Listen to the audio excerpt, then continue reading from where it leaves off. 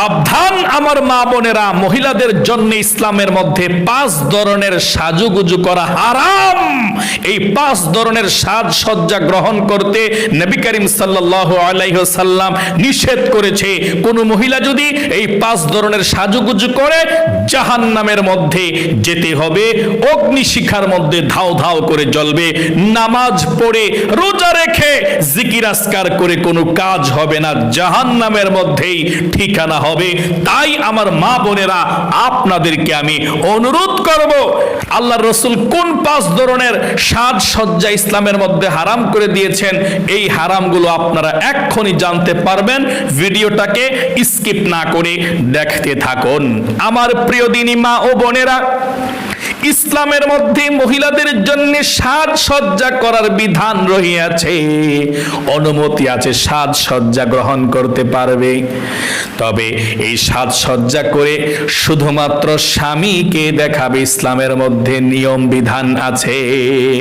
বাবার সামনে, ভাইয়ের সামনে, স্বামীর সামনে একটু একটু সাজুগুজু করে যাওয়া যাবে, কিন্তু পরপুরুষের সামনে সাজুগুজু করে যাওয়া যাবে না।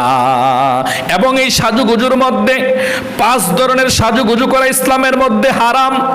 এই 5 ধরনের মধ্যে 3 ধরনের সাজুগুজু করা একদম কঠিন ভাবে হারাম করে দিয়েছে ইসলাম। স্বামী বললেও এই সাজুগুজু আপনারা করতে পারবেন না। এবং 2 ধরনের সাজুগুজু হচ্ছে, স্বামীর সামনে আপনারা সাজতে পারবেন, অন্য কারো সামনে, পরপুরুষের সামনে এই 2 ধরনের সাজুগুজু করতে পারবেন না, সাজুগুজু করে বের হতে পারবেন না পর্দায় থেকেও। তাহলে প্রিয় দিনী মা ও বোনেরা, অনুরোধ করব আজকের এই আলোচনাটা শুনবেন এবং জানবেন কোন 5 ধরনের সাজুগুজু করা ইসলাম মহিলাদের জন্য হারাম করে দিয়েছেন, নিষেধ করে দিয়েছেন। 1 নম্বরে কপালে টিপ পরিধান করা।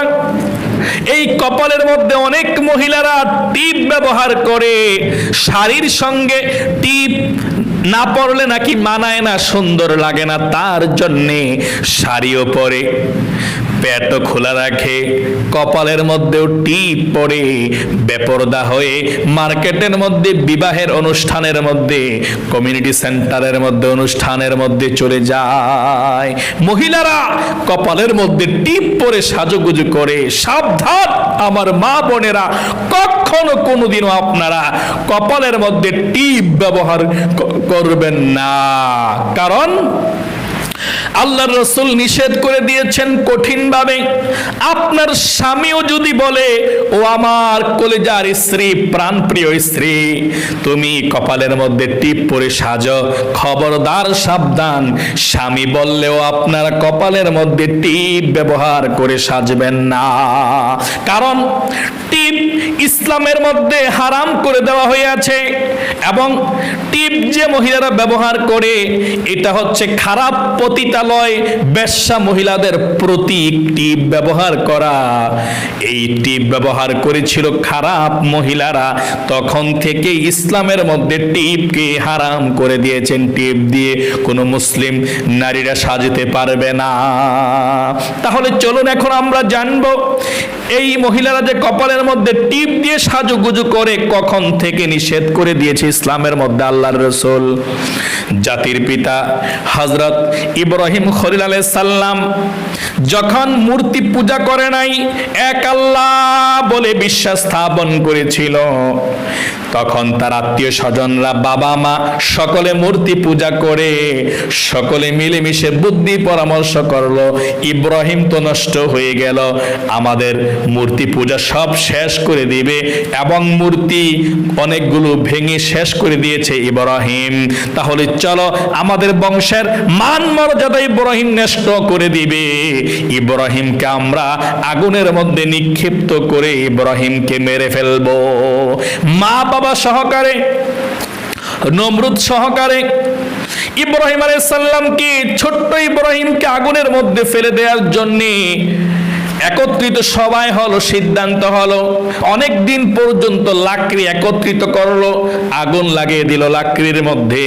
লাকড়ি ধাও ধাও করে জ্বলছে এবং এত বেশি গরম হইতে লাগলো, অনেক উপরের দিক দিয়ে যদি একটা পাখি যায় আকাশের দিক দিয়ে, সে আগুনের উপর দিয়ে গেলেই আগুনের তাপের কারণে পাখিটা একদম আগুনের কুণ্ডলীর মধ্যে পড়ে যেত এবং সে আগুনের আশেপাশে কেউ যেতে পারে না, এত বেশি আগুনের তাপ ছিল। তখন আশেপাশে কেউ তো যেতে পারে না, ইব্রাহিমকে তো আগুনের কুণ্ডলীর মধ্যে কিভাবে ফালাবে, তাহলে কাছে তো কেউ যেতে পারে না, এত বেশি আগুনের তাপ। শয়তান বুদ্ধি দিল, অহে নমরুদ, তোমরা আগুনের কাছেও কেউ যেতে পারবে না, আগুনের কাছে যদি যাও তোমাদেরকে আগুন জ্বালিয়ে পুড়িয়ে ছারখার করে দেবে। অর্থাৎ ইব্রাহিমকে আগুনের কাছে গিয়ে ফালানো সম্ভব না।